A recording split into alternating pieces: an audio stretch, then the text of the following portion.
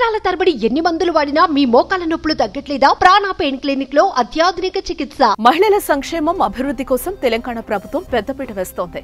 మహిళల కోసం రకరకాల పథకాలు రాష్ట్రంలో అమలవుతున్నాయి. వాటితో పాటు రాష్ట్రంలోని మహిళా సంఘాలను ఆర్థికంగా బలోపేతం చేసేందుకు మహిళా శక్తి క్యాంటీన్లను కూడా ఏర్పాటు చేస్తున్నారు.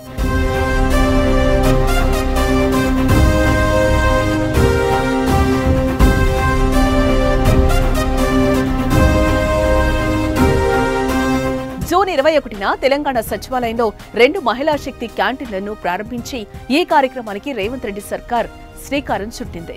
తర్వాత రాష్ట్రంలోనే పలు జిల్లాల్లో ఏర్పాటు చేస్తున్నారు.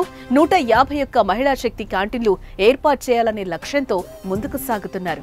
ఈ క్రమంలోనే తాజాగా ములుగు జిల్లాలో ఇందిరా మహిళా శక్తి క్యాంటీన్ను పంచాయతీరాజ్ గ్రామీణాభివృద్ధి శాఖ మంత్రి సీతక్క ప్రారంభించారు.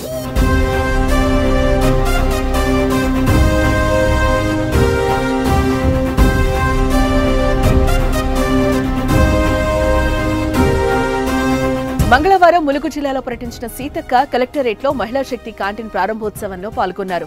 శక్తి క్యాంటీన్ ను ప్రారంభించడంతో పాటు దివ్యాంగులకు బ్యాటరీతో నడిచే వాహనాలు, చక్రాల కుర్చీలను సీతక్క పంపిణీ చేశారు. అనంతరం మాట్లాడుతూ మహిళా శక్తి క్యాంటీన్ల ద్వారా మహిళలు ఆర్థిక శక్తిగా ఎదగడం కోసం ప్రభుత్వం తోడ్పాటు అందిస్తుందని తెలిపారు.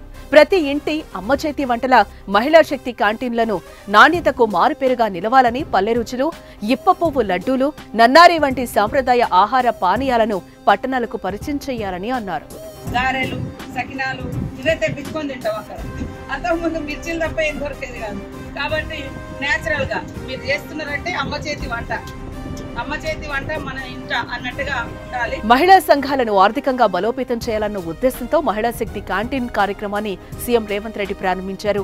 అన్ని ప్రధాన కార్యాలయాలు, కలెక్టరేట్లు, పర్యాటక ప్రాంతాలు, దేవాలయాలు, బస్టాండ్లు, పారిశ్రామిక ప్రాంతాల్లో వీటిని ఏర్పాటు చేస్తున్నారు. వీటిపై మహిళలు ఆనందం వ్యక్తం చేస్తున్నారు.